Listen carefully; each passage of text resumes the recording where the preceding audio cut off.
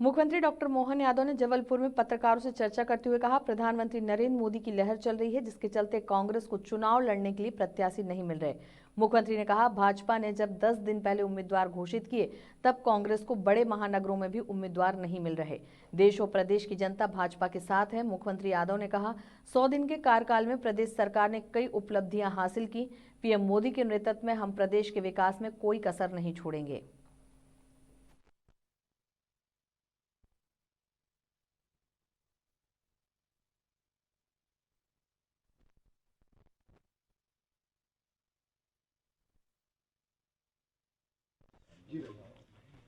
कल बीते 20 तारीख को हमने अपने लोकसभा के चुनाव का एक तरह से एक चरण का पूरे देश का सबसे पहला हमारा अपना नॉमिनेशन फॉर्म सीधी में जमा करवाया। बाद में रानी अवंतीबाई की बलिदान दिवस था, तो स्वाभाविक रूप से हम सबको अत्यंत आदर श्रद्धा के साथ विभिन्न कार्यक्रमों में देर रात तक शामिल हुआ।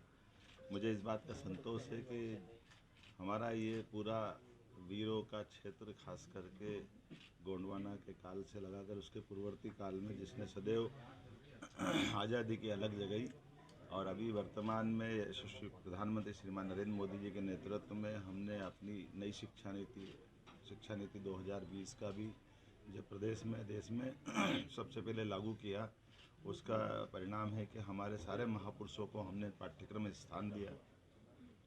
रानी अवंतीबाई के नाम पर भी सागर में विश्वविद्यालय खोला हमने। पहली कैबिनेट जबलपुर से मेरा अत्यंत आत्मीय लगाव है, कॉलेज जीवन से एक विशेष स्नेह जैसे किसी नगर से बजाता है। मैं इस बात को महसूस करता हूँ कि इसीलिए हमने अपनी पहली कैबिनेट भी हमारे मित्रों के साथ, माननीय राकेश जी, माननीय अशोक रोहानी जी और सारे मित्रों के साथ हमने जब पहली कैबिनेट की थी और हमने रानी दुर्गावती, रानी अवंतीबाई को स्मरण किया था। आने वाले समय में जबलपुर और पूरा प्रदेश, खास करके ऐसे शहर जिनके विकास की बहुत बड़ी संभावना है, इनके विकास का हम अच्छे से रोड मैप बना रहे हैं। हमारी कैबिनेट में भी हमने निर्णय किए हैं।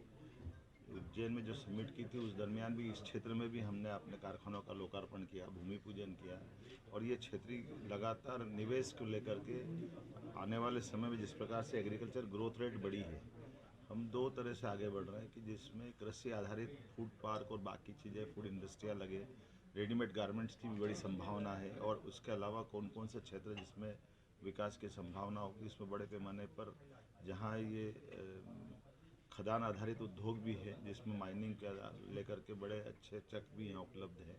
उम्मीद कर रहा हूँ कि पूरे प्रदेश में ये जो 100 दिन की हमारी सरकार, जिसने कई सारी उपलब्धियाँ हासिल की थी, जिनके बलबूते पर हमने अपनी संतोष मन से तो पूरा नहीं हुआ, लेकिन ये मान के चलो कि जितना बड़ा काम किया है, जितना बड़ा समय मिला था, समय बहुत अल्प होता है एक सरकार के लिए, 90 दिन का। ऐसे में सरकार का गठन, मंत्रिमंडल का गठन, तमाम प्रकार की बदलाव के बावजूद भी हमें संतोष है। यशस्वी प्रधानमंत्री ने जो हम सबको मार्गदर्शन दिया, हम उनके नेतृत्व में इस चुनाव की तरफ बढ़ गए हैं, और जिस प्रकार से जनता का रिस्पांस मिल रहा है वो काबिले तारीफ़ है। निश्चित रूप से हमारे इस माननीय मोदी जी का जो लहर चल रही है, यही हालत है कि कांग्रेस को प्रत्याशी भी नहीं मिल पा रहे। आज की स्थिति में जब हमने सारे प्रत्याशी लगभग 10 दिन पहले डिक्लेयर कर चुके कांग्रेस को, आज सारे बड़े बड़े महानगर से उनकी सीटों पे कोई प्रत्याशी नहीं मिल रहे हैं। जनता का रिस्पांस भाजपा के साथ है, माननीय मोदी जी के साथ है, और मोदी जी के नेतृत्व में भाजपा फिर एक प्रचंड बहुमत की जीत की तरफ बढ़ रही है।